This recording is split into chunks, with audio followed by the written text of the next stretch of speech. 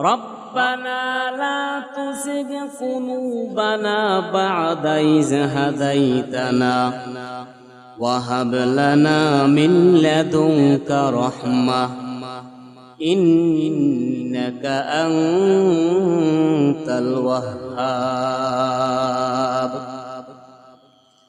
আল্লাহ রাব্বুল আলামিন বললেন, তোমরা প্রার্থনা করো, হে আমাদের রব, হে আমাদের প্রভু, আমাদেরকে আপনি হেদায়েত দান করেছেন, আমাদের অন্তরে যে আপনি হেদায়েত দান করেছেন। নামাজ পড়তে এসেছি, রোজা রাখছি, হজ করছি, যাকাত দিয়েছি, সৎ পথে চলেছি, মুত্তাকিনদের পথে চলতেছি। রব্বুল আলামিন টুপি মাথায় দিয়েছি, লাম্পা জামা গায়ে দিয়েছি, দাড়ি মুবারক খানা রেখেছি।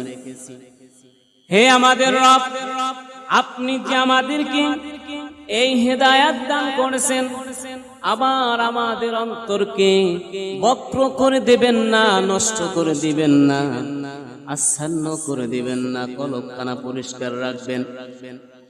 আপনার রহমত থেকে, আপনার পক্ষ থেকে আমাদেরকে রহমত দান করবেন।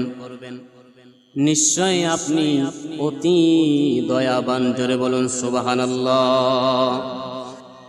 আল্লাহ রাব্বুল আলামিন বললেন যে তোমাদের উপরে আমি অনুগ্রহশীল করেছি, তোমাদেরকে অনুগ্রহ করে বাঁচায় রাখছি, তোমাদের উপরে দয়া করেছি, অনুগ্রহ করেছি বিদায় আজকের তোমরা পৃথিবীতে বুক ফুলিয়ে হাঁটতে পারো, ছেলে মেয়ে হয়েছে, স্ত্রী পরিজন হয়েছে, সবাইকে দেখতে পারো, সুন্দর সুন্দর পোশাক পরতে পারো, খানা খাইতে পারো, একমাত্র আমার আল্লাহ রাব্বুল আলামিনের অনুগ্রহ। কথা বলেন ঠিক কিনা? জোরে বলেন ঠিক কিনা? ওয়াল্লাহু যুল ফাদলিল আযীম। আল্লাহ রাব্বুল আলামিন আপনার আমাদের উপরে অনুগ্রহশীল হয়ে আছেন। রাব্বুকাল গফুরুর রহিম। কেমন অনুগ্রহশীল? যার তোমার প্রতিপালক পরম ক্ষমাশীল এবং দয়াবান। তুমি ক্ষমা চাইতে দেরি, আল্লাহ রাব্বুল আলামিন তোমাকে ক্ষমা করতে দেরি নাই।